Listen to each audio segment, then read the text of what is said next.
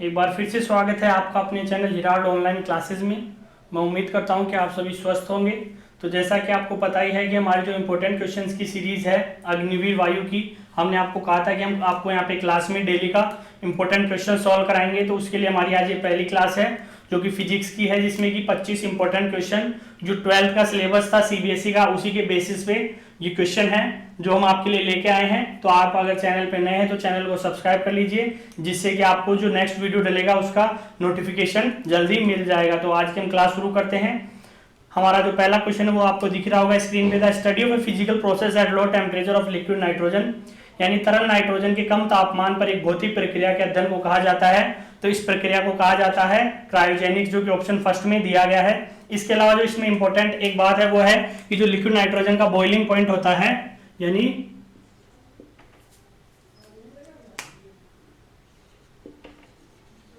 Liquid nitrogen का जो boiling point होता है वो कितना होता है -196 डिग्री सेल्सियस। इंपॉर्टेंट है कि इसका जो बॉइलिंग पॉइंट होता है वो होता है 196 डिग्री सेल्सियस। इसके अलावा इसका जो यूज होता है वो यूज होता है ज्यादातर फूड इंडस्ट्री के अंदर यूज किया जाता है, क्योंकि ऐसा कहा जाता है कि जो फूड बेवरेजेस है उसका अगर उसके अंदर डाल दिया जाए तो उसका टेस्ट क्या हो जाता है, बढ़ जाता है, क्योंकि इसका क्या होता है बॉइलिंग पॉइंट बहुत कम होता है, फ्रीज कर देती है चीजों को और ठंडी चीजें ज्यादा स्वादिष्ट लगती है। इसलिए इसका यूज किस में किया जाता है, फूड इंडस्ट्री में किया जाता है। इसके अलावा इसका जो बॉइलिंग पॉइंट होता है वो कितना होता है -196 केल्विन होता है। अगला देखिए, अगला क्वेश्चन है if the force and displacement exerted on object R F and x, यानी किसी वस्तु पर लगाया गया बल और विस्थापन कितना दे रखा है, बल तो है एफ और विस्थापन क्या दे रखा है, एक्स दे रखा है। तो एक हमें रिलेशन दे रखा है F directly proportional to -x। ये क्या बताता है या क्या इंगित करता है? तो देखिए पहला ऑप्शन क्या है, विस्थापन बल के विपरीत है। तो आपको पता है कि अपोजिट डायरेक्शन है तो -x आएगा, यानी पहला ऑप्शन सही है। दूसरा देखिए, लोलक में बल माध्य स्थिति की ओर बढ़ रहा है, यानी कि जो in pendulum the force is moving towards mean position. तो आपको पता है कि फोर्स अगर मीन पोजीशन में जाएगा तो डिस्प्लेसमेंट क्या आएगा, माइनस आएगा, यानी ये भी सही है। तो हमारे जो दोनों ऑप्शन है वही क्या है, करेक्ट है। इसलिए third option both A and B are correct क्या हो जाएगा, हमारा सही हो जाएगा। अगला देखिए, अगला क्वेश्चन है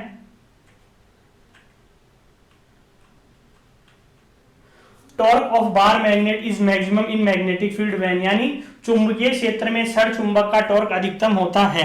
देखिए इंपॉर्टेंट क्वेश्चन है, टॉर्क आपको पता होगा ये होता है, और जो मैग्नेटिक फील्ड में टॉर्क होता है उसको उसका जो रिलेशन है वो क्या होता है, वो होता है एम बी साइन थीटा। क्या होता है, एम बी साइन थीटा, जहां पे एम क्या है, मैग्नेटिक डायपोल मूवमेंट है, और बी क्या है, मैग्नेटिक फील्ड है। यानी एम तो है चुंबकीय द्विध्रुव आघूर्ण और बी क्या है, चुंबकीय क्षेत्र है। और इन दोनों के बीच में जो कोण होता है उसको किसे इंडिकेट करते हैं, तो साइन थीटा से। तो उसने क्या कहा है कि टॉर्क क्या होना चाहिए, मैक्सिमम होना चाहिए। तो ध्यान दीजिए, टॉर्क मैक्सिमम कब होगा, जब एम बी क्या होगा, मैक्सिमम होगा। अब एम बी मैक्सिमम कब होगा, एम बी किस पे डिपेंड कर रहा है, थीटा पे, यानी साइन थीटा मैक्सिमम होना चाहिए। और आपको पता है कि साइन थीटा की मैक्सिमम वैल्यू कितनी होती है, तो साइन थीटा मैक्सिमम कितना होता है 1, और वो कब होता है, जब थीटा बराबर क्या होता है 90 डिग्री। जब थीटा बराबर क्या होगा 90 डिग्री होगा तो ये 1 हो जाएगा, तो एमबी की वैल्यू क्या आ जाएगी, मैक्सिमम आ जाएगी।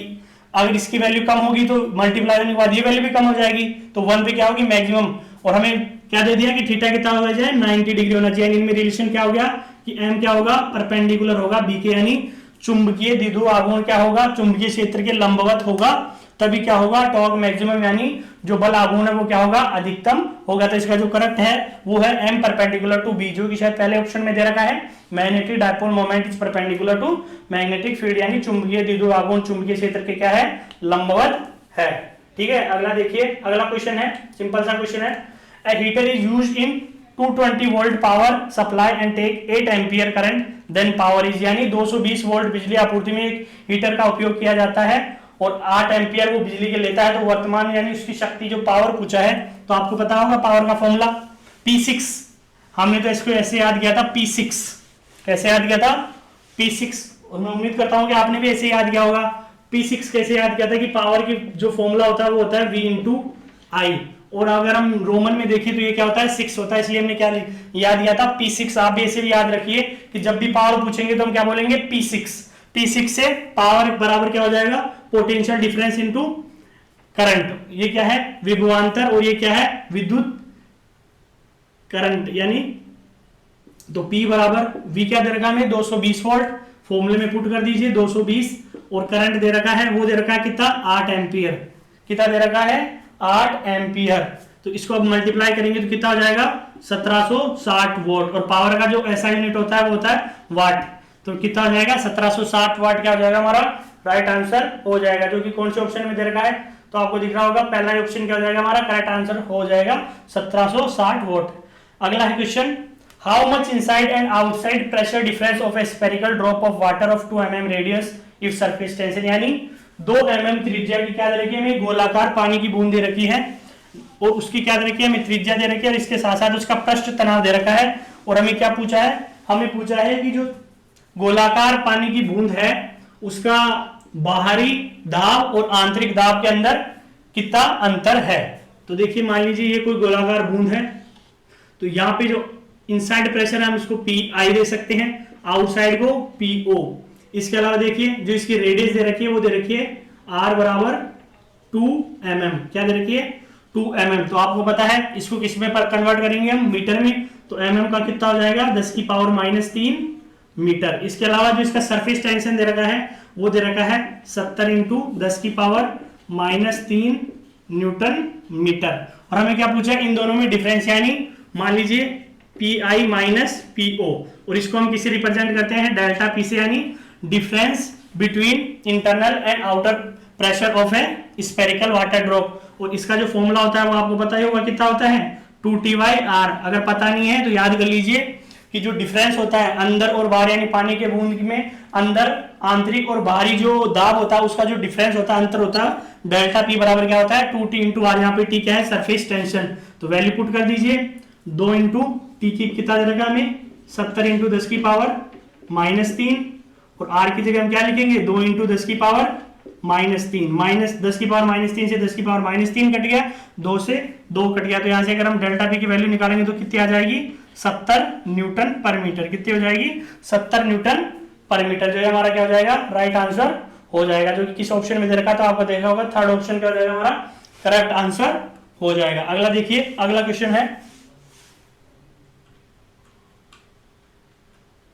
If distance between sun and earth, यानी जो सूर्य और पृथ्वी की दूरी है वो अभी जो दूरी है उसकी कितनी हो जाए 1/6 हो जाए, तो जो टाइम है अभी का उसमें कितना फर्क आ जाएगा। जैसे मान लीजिए अभी 24 घंटे है, उस टाइम में क्या फर्क आ जाएगा अगर डिस्टेंस को 1/16 कर दिया जाए। तो अगला देखिए क्वेश्चन नंबर 26।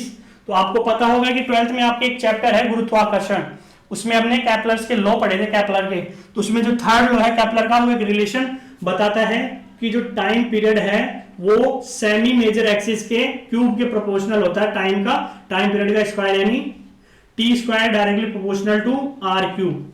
इंपॉर्टेंट है, राइट डाउन कर लीजिए, T square directly proportional to R cube Kepler का थर्ड लॉ है।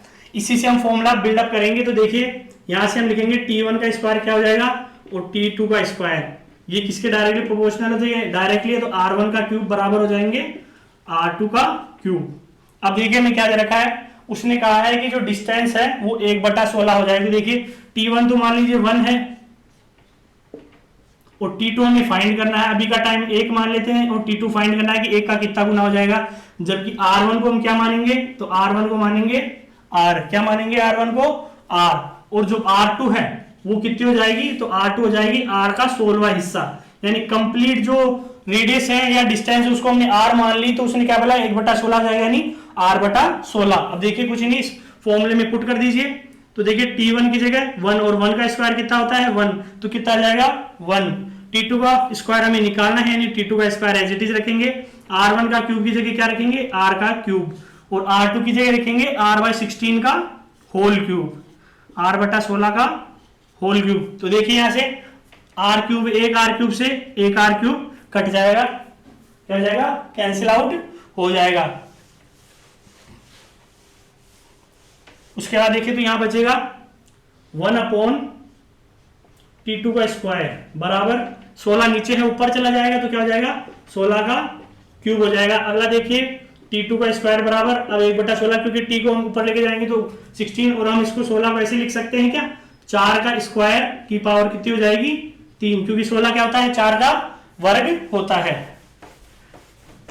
ठीक है। अब इस पावर को हम ट्रांसफर कर देंगे तो यहां से हम T2 की वैल्यू क्या निकाल लेंगे, T2 बराबर हो जाएगा 1 4 का स्क्वायर, और ये पावर है ये बेस में चल जाएगी तो 3/2, ये 2 से ये 2 कैंसल आउट हो जाएगा, तो यहां से T2 की वैल्यू आ जाएगी, वो कितनी आ जाएगी 1/4 का क्यूब, जो कि कितना होता है 64, तो 1/64, यानी जो डिस्टेंस है उसको अगर हम 1/16 करेंगे तो जो टाइम पीरियड है वो कितना हो जाएगा 1/64 हो जाएगा। जैसे एक आप इंपॉर्टेंट कॉन्सेप्ट देख सकते हैं कि 4 गुना फर्क पड़ रहा है, कितना पड़ रहा है 4 गुना, हमने 1/16 कम करा है तो टाइम पीरियड कितना कम हो गया 1/64।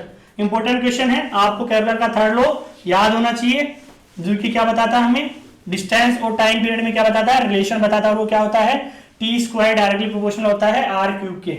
अगला देखिए, अगला क्वेश्चन है, if a ray of light travel from medium 1 to medium 2, यानी एक जो लाइट की रे है वो पहले मीडियम से दूसरे मीडियम में क्या कर रही है, प्रकाश की किरण माध्यम 1 से माध्यम 2 तक जाती है, और माध्यम 1 और 2 का जो रिफ्रैक्टिव इंडेक्स है वो हमें दे रखा है, यानी मान लीजिए ये M1 है, ये M2 है, यानी ये माध्य फर्स्ट है, ये सेकंड है, ये कोई रे आ रही है, इसका रिफ्रैक्टिव इंडेक्स है वो μ1 है, इसका रिफ्रैक्टिव इंडेक्स है μ2, ये आ गई, मान लीजिए ये आर पार हो गई। तो हमने इसमें क्या पूछा आपको कि जो रिजल्टेंट रिफ्रैक्टिव इंडेक्स होगा यानी अपवर्तनांक होगा, परिणामी वो क्या होगा, यानी मान लीजिए परिणामी को म्यू मान लिया तो वो क्या होगा, तो हमेशा क्या होगा refractive index of medium second, यानी जिसमें जा रही है और जिसमें से गई है बटा जिसमें से गई है उसका रिफ्रैक्टिव इंडेक्स, यानी जो प्रकाश की किरण है जिस मीडियम में या माध्यम में जा चुकी है उसका अपवर्तनांक बटा जिसमें से गई है उसका अपवर्तनांक, यानी μ2 बटा μ1 क्या हो जाएगा रिजल्टेंट रिफ्रैक्टिव इंडेक्स, जो कि फोर्थ ऑप्शन में दे रखा है, तो फोर्थ ऑप्शन क्या हो जाएगा हमारा करेक्ट आंसर हो जाएगा। अगला देखिए, अगला क्वेश्चन है, अभी आपको बताया था P6, ये भी उसी से है, खुद ही सॉल्व कर सकते हैं, वैसे तो आप डायरेक्ट फॉर्मूला लग रहा है P6, उसमें क्या पूछा था, उसमें पूछा था हमसे पावर, और यहाँ पे क्या पूछा है, यहाँ पे पूछा है आई करंट, यानी पावर दे रखा है हमें तो P6 हो गया, तो देखिए हमें पूछा है क्या करंट, यानी आई पूछा, तो आई क्या हो जाएगा, यहाँ से अगर हम आई निकालेंगे तो आई हो जाएगा P/V, क्या हो जाएगा पावर बटा पोटेंशियल डिफरेंस, जो कि दे रखा है पावर दे रखा है 100 वोल्ट और पोटेंशियल डिफरेंस दे रखा है 200 वोल्ट, तो ये हो जाएगा 100/200, यानी 1/2 एम्पियर या 0.5 एम्पियर क्या हो जाएगा इसका करेक्ट आंसर हो जाएगा, जो कि पहले ऑप्शन में दे रखा है 1/2 एम्पियर क्या हो जाएगा करेक्ट आंसर हो जाएगा। अगला देखिए, ये इंपॉर्टेंट है SI यूनिट, क्योंकि आपके एक चैप्टर है SI यूनिट का, तो SI unit of magnetic field क्या है, SI unit of magnetic field, तो ये भी क्या है, मैं भी ऐसे ऑप्शन डाल के लाया हूं कि बच्चे क्या होंगे कंफ्यूज होंगे, क्योंकि कंफ्यूज होंगे तभी तो कंफ्यूजन दूर होगा। तो देखिए SI यूनिट, तो आपको पता होगा कि जो मैग्नेटिक फील्ड होता है उसको किससे रिप्रेजेंट करते हैं, B से, और उसका फॉर्मूला वो क्या होता है, वो होता है F/m, यानी फोर्स बटा magnetic dipole moment. SI unit कैसे निकलता है, मैं इसका एक बेसिक तरीका बता रहा हूं, तो देखिए फोर्स क्या होता है, तो फोर्स होता है न्यूटन में, और मैग्नेटिक डायपोल मोमेंट होता है एम्पियर इंटू मीटर, क्या होता है एम्पियर इंटू मीटर, ठीक है, एम्पियर इंटू क्या हो गया मीटर हो गया। तो देखिए पहला ऑप्शन तो आपको मिल गया, क्या सर न्यूटन इंटू एम्पियर बटा मीटर, लेकिन बहुत से बच्चों को क्या होता है पता नहीं होता कि जो न्यूटन बटा एम्पियर इंटू मीटर है इसको क्या बोला जाता है, तो इसको बोला जाता है टेस्ला, क्या बोलते हैं इसको टेस्ला। तो ठीक है, तो मैग्नेटिक डायपोल मोमेंट का न्यूटन पर मीटर पर एम्पियर पर मीटर भी क्या हो सकता है, इसका SI यूनिट है, इसके अलावा टेस्ला भी बोला जाता है, तो दोनों फर्स्ट और सेकंड ऑप्शन दोनों करेक्ट है। बहुत से बच्चों को टेस्ला पता है डायरेक्ट, ये नहीं पता तो उनका भी गलत हो जाएगा, और जिनको सिर्फ न्यूटन पर मीटर पर एम्पियर या न्यूटन पर एम्पियर पर मीटर पता है उनका भी गलत हो जाएगा, क्योंकि दोनों दे रखे हैं ऑप्शनों में, इसलिए डाल के लाया था कि बच्चे क्या हो पता चले उनके कि हाँ 2 होते हैं। तो थर्ड ऑप्शन क्या हो जाएगा इसका राइट आंसर हो जाएगा। अगला देखिए,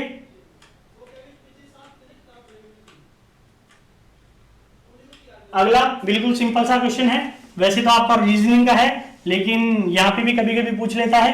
तो if A car travel half of it distance, यानी यदि कोई कार अपनी आधी दूरी क्या करती है 80 किलोमीटर प्रति घंटा और शेष आधी दूरी को 40 किलोमीटर प्रति घंटा से तय कर सकती है, तो उसकी औसत दूरी पूछी है, क्या पूछी है औसत दूरी। तो मान लीजिए उसने जो पहली दूरी है पहली आधी दूरी तो x किलोमीटर प्रति घंटा से तय करी है और अगली आधी दूरी y किलोमीटर प्रति घंटा से तय करी है। तो जिसका एवरेज होगा, तो हमेशा हम एवरेज को क्या लिखते हैं, उसका फॉर्मूला होता है 2xy बटा x प्लस वाई। ऑलवेज याद रखिए 2xy x plus y. Average distance तो देखिए 2 इंटू जो प्रथम वाली दूरी तय करी है उसने करी 80 किलोमीटर, यानी 2 इंटू 80 और दूसरी 40 बटा, ये आपको शायद दिखेगा नहीं, इसको मैं यहां नीचे लिख देता हूं। तो यहां पे देखिए 2 इंटू 80 इंटू 40 बटा x प्लस वाई, यानी x प्लस वाई यानी 80 प्लस 40। तो देखिए ये इतना हो जाएगा, ये हो जाएगा 2 इंटू 80 इंटू 40 बटा कितना हो जाएगा 120। 40 80 और 40 120, 40 से 3 बार काट दीजिए इसको, ये हो जाएगा 160 बटे 3। कितना हो जाएगा 160 बटे 3। और इसको हम जब सोल्व करेंगे तो आ जाएगा 53.3 किलोमीटर पर आवर। कितना आ जाएगा 53.3 किलोमीटर पर आवर। तो एवरेज डिस्टेंस का फॉर्मूला क्या होता है 2xy बटा x प्लस वाई। याद रखिए रीजनिंग में भी आपके काम आ सकता है। जिन बच्चों ने दोनों में फॉर्म लगाए हैं और आज लास्ट डेट है फॉर्म भरने की, तो मैं फिर आपसे एक बार कहना चाहूंगा कि जिन बच्चों ने फॉर्म नहीं भरे हैं और जो एलिजिबल हैं वो फॉर्म भरिए, इसमें पार्टिसिपेट करिए। अगला है speed of A particle at x बराबर 1a/2 in simple harmonic motion, यानी सरल आवर्त गति में एक कण की चाल। तो देखिए सरल आवर्त गति में कण की चाल का सूत्र आपको पता होना चाहिए, और वो क्या होता है v बराबर omega a square minus x square, जहां पे a क्या होता है एम्पलीट्यूड होता है और x क्या होता है डिस्प्लेसमेंट होता है, यानी त्वरण होता है। ठीक है, यानी x डिस्प्लेसमेंट a एम्पलीट्यूड। तो यहां पे देखिए उसने क्या दिया हमें, x की वैल्यू दी है x बराबर a/2।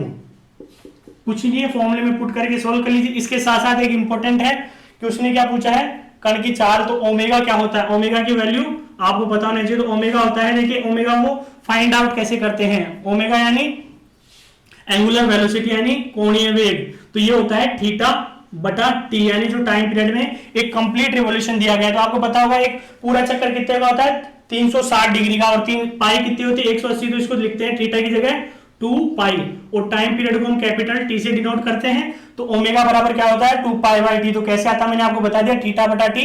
थीटा यानी कंप्लीट रिवॉल्यूशन में जो दूरी तय की गई है कोण की, तो वो कितनी होती है 360 डिग्री यानी 2 पाई, और टाइम पीरियड टी। तो यहाँ पे रख दीजिए वैल्यू। तो v बराबर देखिए ओमेगा की जगह लिखेंगे 2 पाई बाई टी।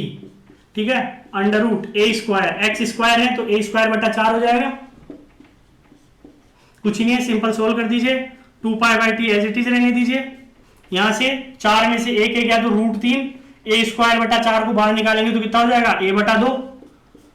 1 2 से 1 2 कैंसिल आउट हो जाएगा। अगर हम यहां से आंसर निकालेंगे इसका, तो मैं ऊपर लिख देता हूं आंसर। जो आंसर हो जाएगा वो हो जाएगा v बराबर आ जाएगा हमारा √3 पाई a बटा T.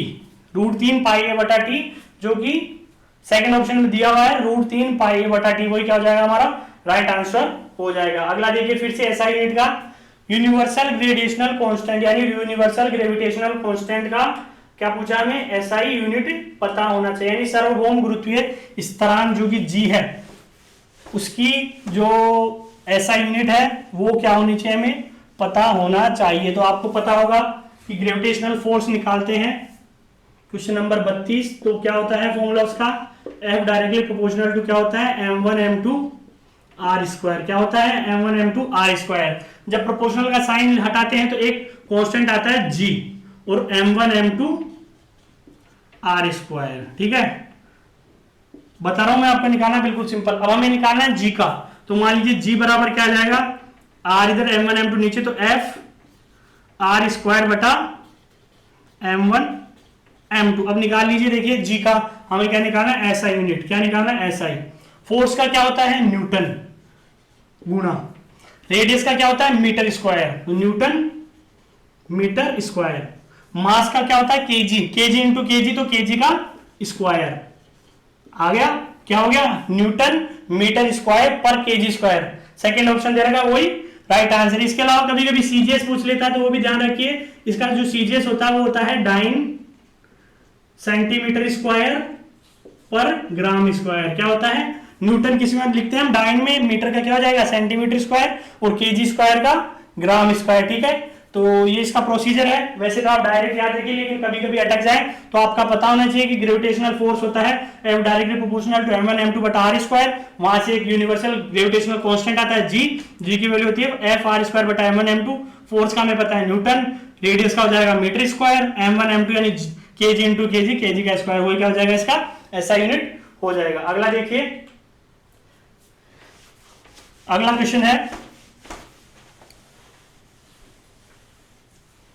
a bullet of mass 50 gram is travel with 500 centimeter per second speed enter in target and is stop inside in 5 centimeter distance। यानी 50 ग्राम द्रव्यमान की गोली 500 सेमी पर सेकंड की गति से यात्रा करती हुई एक लक्ष्य में प्रवेश करती है और 5 सेमी की दूरी में अंदर रुक जाती है जाके, तब लक्ष्य द्वारा लगाया गया बल है। देखिए इंपॉर्टेंट कॉन्सेप्ट है और इंपॉर्टेंट क्वेश्चन है। क्वेश्चन नंबर 33, आप ये देखिए कि ये गोली है, मान लीजिए कोई ऐसी होती है गोली, ये गोली जा रही है। अब यहां पे क्या रख रखा है उसने, लक्ष्य, मान लीजिए कोई लकड़ी का टुकड़ा रख रखा है, ये लक्ष्य, ये इतना बड़ा है, ये जाती है तो यहां पे लगते हैं, इसमें फोर्स लगेगा, जाते जाते जाते जाते ये अंदर सिर्फ 5 सेमी जा सकते हैं। यहां से यहां की दूरी कितनी देर की है, 5 सेमी। उस जो उसने उसका जो मान लीजिए उसने क्या तय करा था, एक लक्ष्य था, उसमें प्रवेश करती है और वो कोई लकड़ी का टुकड़ा है, कुछ भी मान लीजिए, वो 5 सेमी अंदर जाके रुक जाती है। अब आपको पता होगा कि रुकेगी क्यों, क्योंकि जो ये लकड़ी का टुकड़ा है कुछ भी इस पे क्या करेगा, फोर्स एक्सर्ट करेगा। फोर्स करेगा तो क्या होगा, इसकी जो जितनी भी वेलोसिटी है उसको क्या कर लेगा, ये सरफेस एब्जॉर्ब कर लेगा। फोर्स लगा के एब्जॉर्ब कर लेगा तो क्या हो जाएगी, रुक जाएगी। ये 5 सेंटीमीटर है। गोली का मास कितना दे रखा है, 50 ग्राम दे रखा है। 50 ग्राम गोली का क्या दे रखा है, मास दे रखा है। अब दे रखा है उसकी जो स्पीड है 500 सेमी। तो देखिए हमें निकालना है फोर्स F। आपको पता होगा फोर्स क्या होता है, mass into acceleration ma। m हमें दे रखा है, a हमें निकालना है। अब a निकालने के देखिए आपको पता होगा जो न्यूटन के लॉ है, लॉ ऑफ मोशन कितने दे रखे थे, 3 दे रखे हैं। कितने दे रखे हैं, 3। हमें कोई से भी 3 में से एक का यूज करना है और निकालना है। तो आपको पता होगा हमें जो रुकने का बोला है, तो रुकने का मतलब हमेशा माइंड में रखिए कि रुक जाती है का मतलब जो फाइनल वेलोसिटी होती है v वो 0 है। क्या है फाइनल वेलोसिटी, v 0 है, तभी तो रुक जाएगी। फाइनल वेलोसिटी 0 हो जाएगी तो क्या हो जाएगी, वो रुक जाएगी। और इनिशियल वेलोसिटी जो उस वेलोसिटी से वो अभी ट्रेवल कर रही है, जो कि कितनी देर के में 500 सेंटीमीटर। तो यू दे रखा है 500 सेंटीमीटर को मीटर में करेंगे तो क्या हो जाएगा, 5 मीटर पर सेकेंड। क्या हो जाएगा, 5 मीटर पर सेकेंड। ठीक है, तो u दे रखा है, v दे रखा है। इसके अलावा देखिए डिस्टेंस, डिस्टेंस को हम न्यूटन के लॉ में किससे करते हैं, s से। जो कितना दे रखा है हमें 5 सेंटीमीटर दे रखा है, 5 सेंटीमीटर। तो 0.05 क्या हो जाएगा, मीटर हो जाएगा। क्या हो जाएगा, 0.05 मीटर। देखिए v दे रखा है, u दे रखा है, s दे रखा है। तो आपको पता होगा न्यूटन का थर्ड लॉ क्या होता है, न्यूटन का थर्ड लॉ होता है v स्क्वायर बराबर u स्क्वायर प्लस 2as। क्या होता है, v स्क्वायर बराबर u स्क्वायर प्लस 2as। तो हमें यहां से s पता है, u पता है और v पता है, तो हम क्या करेंगे, a फाइंड आउट कर लेंगे और इस फॉर्मूले में पुट करके फोर्स भी निकाल सकते हैं। तो देखिए v बराबर क्या रखेंगे हम, 0। आप ये ध्यान रखिए v 0 क्यों आया, u 0 यानी 5 का स्क्वायर 25 प्लस 2 इंटू a निकालना है। और s कितना दे रखा है, 0.05। कितना दे रखा है, 0.05। आगे इसको सॉल्व करेंगे तो देखिए इधर जाते क्या हो जाएगा, ये माइनस का हो जाएगा। तो 5 दूना 10 हो गया, तो 0.1a बराबर -25। तो यहां से a की वैल्यू निकालेंगे, कितनी आ जाएगी, 250। कितनी आ जाएगी, 250। अब देखिए F बराबर ma, तो फोर्स बराबर m कितना है, मास है 50 ग्राम। तो 50 ग्राम को हम किस में करेंगे, केजी में, यानी 50 बटा कितना हो जाएगा, 1000 इंटू 250। कितनी बार कट गया, 4 बार में। 50 बटा 4 कितना हो जाएगा, 12.5 न्यूटन। 12.5 न्यूटन हमारा क्या हो जाएगा, राइट आंसर हो जाएगा। सेकंड ऑप्शन में जो दे रखा है वही क्या हो जाएगा, करेक्ट आंसर हो जाएगा। तो देखिए इंपोर्टेंट है, इसमें 2 लग रहे हैं। पहले तो हमें क्या लगाना है, न्यूटन का लॉ लगाना है और उसके बाद क्या लगाना है, F बराबर ma, जो कि क्या है, सेकंड लॉ न्यूटन का ही है, ये भी F बराबर ma। लेकिन पहले हमें क्या है, एक्सेलरेशन फाउंड करना है। तो देखिए 3 लो होते हैं। अब पता कैसे चलेगा कि सर कौन सा लगाएं, फर्स्ट लो से लगाएं, सेकंड लगाएं या थर्ड लगाएं? तो आप पहले क्वेश्चन में देखिए आपको क्या क्या गिवन है और उस हिसाब से डिसाइड करिए कि कौन सा लो एलिजिबल हो रहा है। जैसे 3 ही दे रखा तो सेकंड लगाने या फर्स्ट लगाने का कोई मतलब ही नहीं है, डायरेक्ट वी और यू और ऐसी दे रखा है, इसलिए क्या लगाएंगे हम, डायरेक्ट थर्ड लो लगाएंगे। ठीक है, अगला देखिए, अगला क्वेश्चन है सिंपल सा है बिल्कुल। Photo electric effect is based on, यानी प्रकाश विद्युत प्रभाव किस पे आधारित है? तो ये छोटे से बच्चे को भी पता है किस पे आधारित होता है, ऊर्जा संरक्षण के नियम पे आधारित होता है। ये जो चीजें हैं इनको आप याद कर लीजिए, ऐसा यूनिट हो गए, लो हो गए, तो किस पे आधारित है, ऊर्जा संरक्षण के नियम पर। ऊर्जा संरक्षण का नियम क्या कहता है? Energy neither be created nor be destroyed, यानी ऊर्जा का ना तो हम उत्पन्न कर सकते हैं और ना ही ऊर्जा का नाश कर सकते हैं, सिर्फ एक अवस्था से दूसरी अवस्था में उसको क्या कर सकते हैं, हम ट्रांसफर कर सकते हैं। और यही क्या कहलाता है, law of conservation of energy या प्रिंसिपल ऑफ एनर्जी कंजर्वेशन। ठीक है, अगला क्वेश्चन देखिए, अगला क्वेश्चन है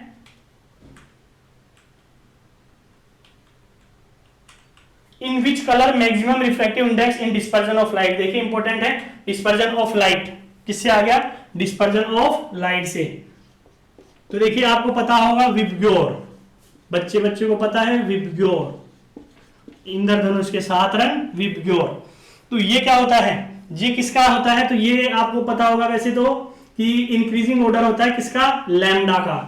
किसका होता है, लैम्डा का इंक्रीजिंग ऑर्डर, और डिक्रीजिंग ऑर्डर होता है फ्रीक्वेंसी यानी म्यू का। तो ये क्या है, इंक्रीजिंग ऑर्डर ऑफ लैम्डा और डिक्रीजिंग ऑर्डर ऑफ फ्रीक्वेंसी। कैसे? क्योंकि लैम्डा क्या होता है, लैम्डा होता है सी, जो फ्रीक्वेंसी होती है वो होती है सी बटा लैम्डा। क्या होती है, सी बटा लैम्डा। तो इनवर्सली प्रोपोर्शनल होता है लैम्डा, और फ्रीक्वेंसी के अंदर जो रिलेशन होता है वो इनवर्सली प्रोपोर्शनल का होता है। अब इसी से देखिए कि जो रिफ्रैक्टिव इंडेक्स होता है वो डायरेक्टली प्रोपोर्शनल होता है फ्रीक्वेंसी के।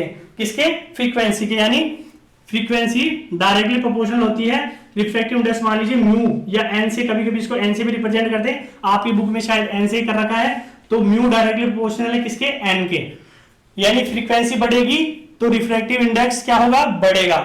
यहां से देखिए विबग्योर, तो वी और आर, क्योंकि आपको पता है इनमें से दे रखा है, तो वी और आर दे रखा है, तो इनमें से होगा। फ्रीक्वेंसी सबसे कम किसकी है, फ्रीक्वेंसी सबसे कम है रेड की।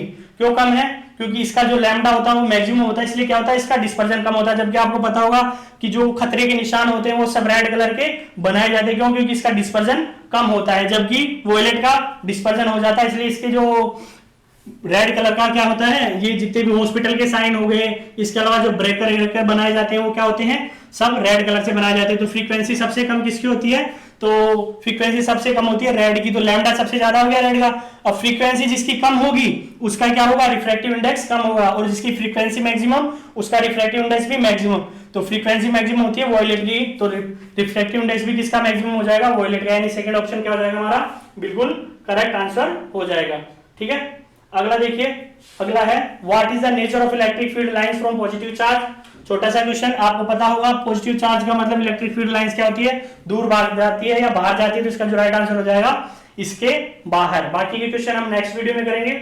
मैं उम्मीद करता हूं कि मैंने जितने भी आपको क्वेश्चन कराए हैं ये आपके काम आएंगे। आपके कुछ कॉन्सेप्ट जो आपको पता नहीं होंगे या इस टाइप के जो क्वेश्चंस है, इससे आपकी क्या होगी, प्रैक्टिस अच्छी होगी। और भी ऐसी वीडियोस हम डालते रहेंगे रिकॉर्ड करके, तो चैनल को सब्सक्राइब कर लीजिए। इसके अलावा जो हम क्विज करा रहे हैं डेली बेसिस पे, तो इसके लिए आप हमारा टेलीग्राम चैनल, जिसका लिंक डिस्क्रिप्शन में दिया हुआ है, इसको ज्वाइन कर दीजिए। ज्यादा से ज्यादा वीडियो को शेयर कर दीजिए। तब तक के लिए अपनी प्रैक्टिस को करते रहिए। धन्यवाद।